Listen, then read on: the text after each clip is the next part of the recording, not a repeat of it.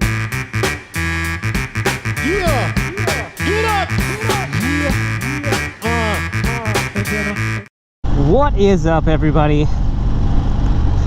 I am that one guy, and I've been considering making a change to the channel here. Now, when I say make a change to the channel, it's not gonna make a big deal out of it, and it's not gonna be a huge change, but I've been considering something that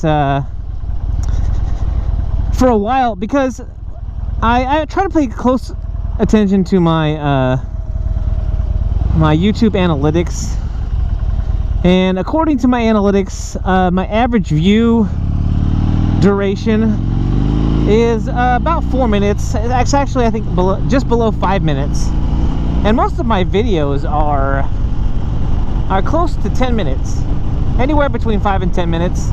If I do a test ride, it's going to be longer than that, but for the most part, my videos are somewhere between 5 and 10 minutes.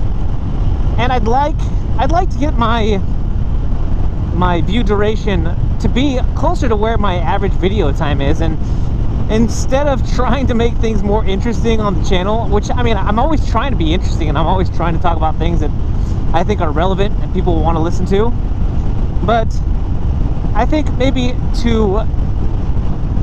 instead of trying to get people to watch longer, what I'm going to attempt to do here in the next few months, just to see if it helps, is make my videos a little bit shorter. Now, some of the videos I like to watch by one of my favorite YouTubers, Dan the Fireman, are his safety videos. He does a lot of videos on motorcycle safety. More specifically, he gives a lot of riding tips. Now,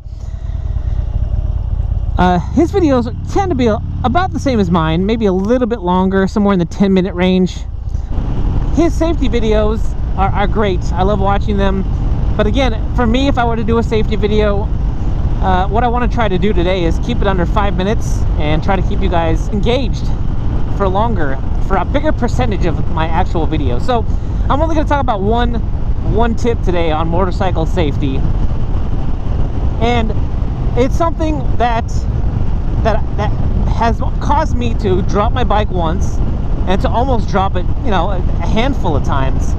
And that is when you're parking your bike, is to do your best to spend as least amount of time with your handlebars in one direction or the other.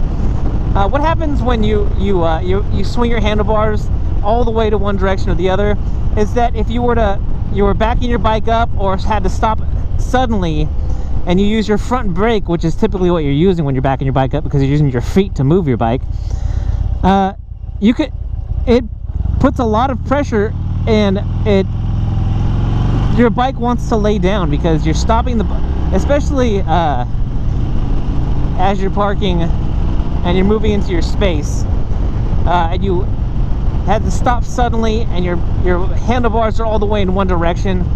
Your bike's going to want to just fall over in that direction. Whereas, like right now, when I'm stopping at this stop sign with my handlebars straight, you know, you don't have to worry about dropping the bike.